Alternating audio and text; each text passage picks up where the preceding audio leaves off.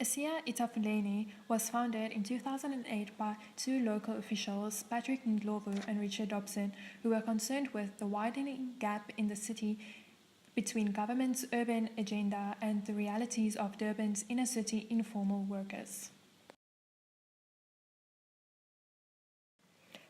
They believed that supporting informal economic spaces should be integrated into city planning and budgeting to create supportive livelihoods and culturally important urban spaces. They believe it is critical to overturn the unequal racial, economic, and spatial environments created during the apartheid era. The legacy of this time continues to disadvantage informal workers and keep them well below the poverty line. So that's 4.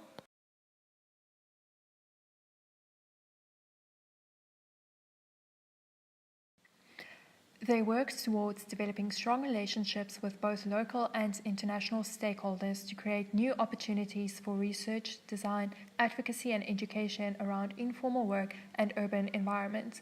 They worked towards inclusion of informal workers into urban settlements.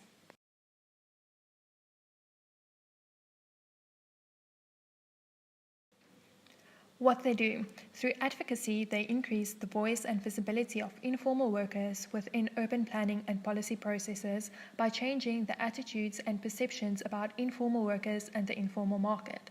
They promote engagement through media engagement, dialogues, and engagements with both private and public sectors. They promote environments and processes that embrace workers' voices and engagement. Through education, they take students, the general public, and any interested stakeholders on tours through Warwick Junction to promote engagements between the public sector and the informal sector. They also provide educational support to the informal sector. Through inclusive design, they provide the informal sector with a voice to engage in urban planning and design processes. AET provides both a facilitating and active role in promoting the voices of the informal workers. Through urban intelligence and a curiosity about the urban environment, AET tries to understand how informal workers and others operate in their context. This provides a new understanding and analytical clues on how to improve environments for users and the community.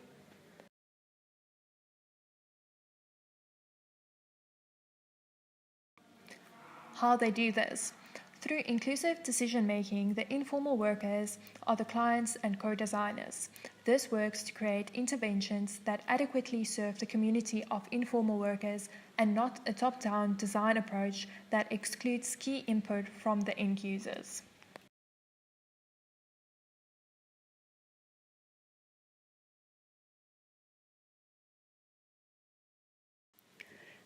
Trust and transparency enables AET to engage stakeholders and role players and also creates value for their processes.